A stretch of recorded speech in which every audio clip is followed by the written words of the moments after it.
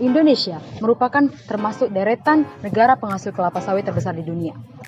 Hasil dari produksi kelapa sawit, salah satunya berasal dari Sumatera Selatan. Kondisi ini menjadikan Indonesia sebagai salah satu negara penghasil kelapa sawit yang cukup diperhitungkan di mancanegara. Dalam perkembangan kehidupan yang ada, manfaat kelapa sawit semakin luas dalam berbagai industri. Kebutuhan kelapa sawit semakin meningkat dengan seiring bertambahnya jumlah penduduk. Di balik semua itu tentu saja ada efek atau dampak yang ditimbulkan terhadap lingkungan masyarakat sekitar. Maka dari itu kami akan mengulas lebih lanjut tentang proses dari dampak pengolahan kebun kelapa sawit bagi lingkungan sekitar.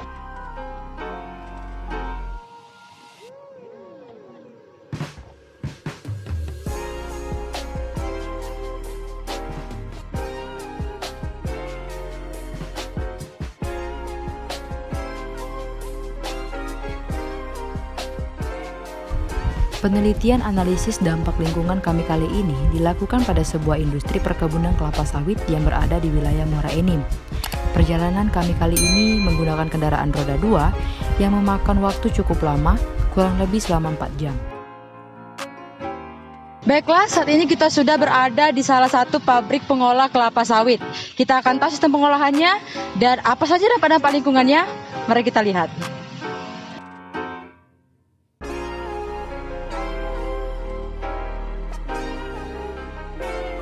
Tahapan proses pengolahan TBS ini dimulai dari stasiun penerimaan buah dengan jembatan timbang menggunakan sistem hidrolik dan manual. Kapasitas timbangan yaitu 30-40 ton. Jembatan timbangan ini adalah tahapan awal dalam proses pembuatan kelapa sawit menjadi CPO. Selanjutnya dilakukan penertiran buah untuk mengetahui kualitas dan kematangannya. Untuk nantinya masuk di stasiun sterilizer untuk disterilisasi menggunakan uap. Proses ini dilakukan agar TBS dapat dilepas dari tandan dan untuk mematikan enzim yang dapat membuat kualitas TBS turun. Lalu TBS diangkut dengan tracer untuk melepaskan buah sawit dari janjangannya untuk masuk ke empty batch conveyor. Setelah buah pisah dari janjangan, lalu buah sawit dibawa ke fluid elevator untuk mengangkut buah ke atas. Untuk masuk ke dalam digester, yaitu proses pelumatan daging buah sawit dan dicincang untuk mendapatkan minyak kasar. Lalu cangkang yang terpisah diangkut ke dalam truk. Jadi apa sih Pak tantangan tersendiri perkebunan kelapa sawit ini sendiri dibandingkan dengan jenis pertanian yang lain Pak? Terlebih lagi kita di iklim tropis seperti ini Pak. Oke. Nah inilah tantangan tersendiri yang mana untuk saat ini potensi pasokan TBS itu menurun karena sudah masuk replanting. Tanaman sawit itu dari usia 0 sampai 35 tahun itu ada kecenderungan makin menurun. Ada masa puncaknya di usia 15-20 tahun, kemudian menurun sampai usia 30-35 tahun. Itu sudah tidak ekonomis untuk diteruskan, sehingga diremajakan. Nah itu satu. Kedua, tantangannya adalah persaingan dengan pabrik swasta, yang itu akhirnya tidak diimbangi dengan pertambahan daripada areal. Jadi di situ ada perebutan TBS. Ya, di situ ada perang harga. Setelah butuh pendekatan, butuh terus konsolidasi ya. Nah, cuma saat ini sudah ada terobosan atau langkah dari pemerintah dengan adanya dana sawit yang sudah digulirkan oleh pemerintahan, yang mana beberapa kali kemarin kita ada MOU yang mana ada dana bantuan dari pemerintah kurang lebih 30 juta per hektar itu untuk replanting, untuk permajaan, dan itu sifatnya free. Lantas, bagaimana dengan dampak lingkungannya? Apa saja solusi pemanfaatan yang bisa dilakukan? Limbah padat yang dihasilkan oleh industri kelapa sawit terdiri dari tandan kosong kelapa sawit, fiber, dan tempurung atau cangkang.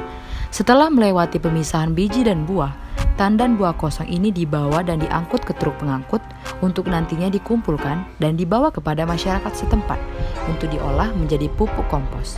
Pupuk ini sendiri sebagai alternatif pupuk organik yang mana memberikan manfaat lain dari segi ekonomi. Limbah padat lainnya yaitu fiber dan cangkang tak jarang terjadi penumpukan, yang mana apabila dibiarkan begitu saja dapat merusak produktivitas kondisi tanah. Namun, tumpukan tersebut selanjutnya diolah kembali, diangkut, dan dibawa menuju boiler untuk diolah sebagai bahan bakar mesin turbin dengan uap yang dihasilkan. Selain sebagai bahan bakar yang sifatnya gratis, tekanan api yang dihasilkan memiliki tingkat daya panas yang maksimal dan lebih besar. Tidak hanya itu, bahan bakar alternatif jenis ini dapat menghemat persediaan minyak bumi. Untuk dijadikan bahan bakar ini Pak dari bagian kelapa sawit yang bagian mana ya? Dan ini sawit dia direbus, dan dipres dibagi. Dipres itu dibagi minyak, CPO, inti, cangkang, fiber. Jadi fiber sama cangkang masuk bahan bakar. Iya, fiber sama cangkang. Untuk kapasitas ini sendiri Pak? Kapasitas kalau hasilnya ini kan pabrik ini kan 30 ton per jam. Nah, jadi gunanya ini untuk pembangkitan uap, menjadi uap. Nah, jadi untuk naikkan turbin, sekalian untuk merebus buah sawit tadi untuk masuk ke rebusan. Jadi fungsinya boiler itu membangkit turbin sama untuk merebus. Jadi dia ini mengeluarkan uap.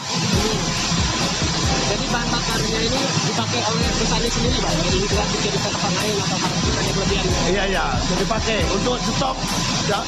Ini kan kadang air bulan itu kan dia diolah habis. Jadi untuk start pertama kan harus pakai bahan bakar yang stok tadi. Untuk rebusan pertama itu. Namun di sisi lain, adanya polusi udara dari asap pabrik sebagai dampak yang dihasilkan akibat keberadaan pabrik kelapa sawit tersebut. Asap pabrik yang kerap kali menyebabkan bau tidak sedap dan juga debu yang muncul saat pengangkutan kelapa sawit yang melewati pemukiman terkadang sedikit mengganggu masyarakat setempat. Jadi dampak dari PST di sini apa ya? Bagi masyarakat?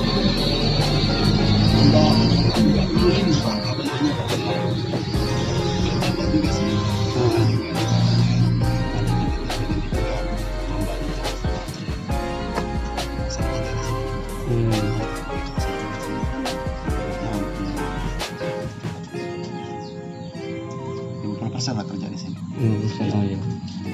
Kan jadi untuk limbah juga kan ibaratnya teratur, tertata rapi. Ya mungkin hanya jalan ini aja.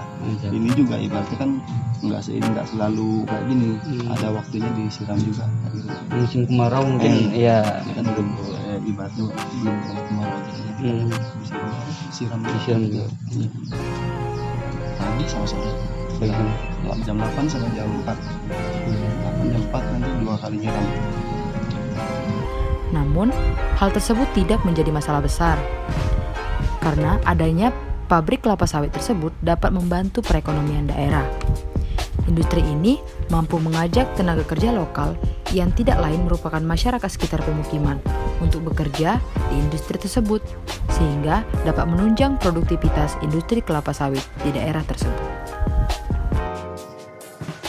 Maka dari itu, analisis dampak lingkungan memerlukan komitmen dari segenap masyarakat, sehingga mengantisipasi terjadinya kerusakan demi kesejahteraan masyarakat sekitar. Menyelamatkan bumi ini adalah menyelamatkan diri kita sendiri. Jadi, jagalah lingkungan. Terima kasih. Sampai jumpa. Sampai jumpa. Sampai jumpa.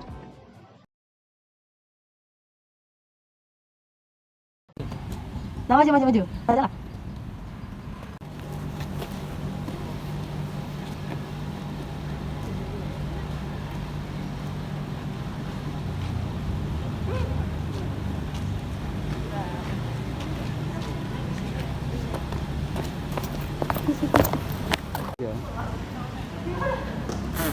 Sampai jumpa. Terima kasih. Bentar, ngantongin tisu.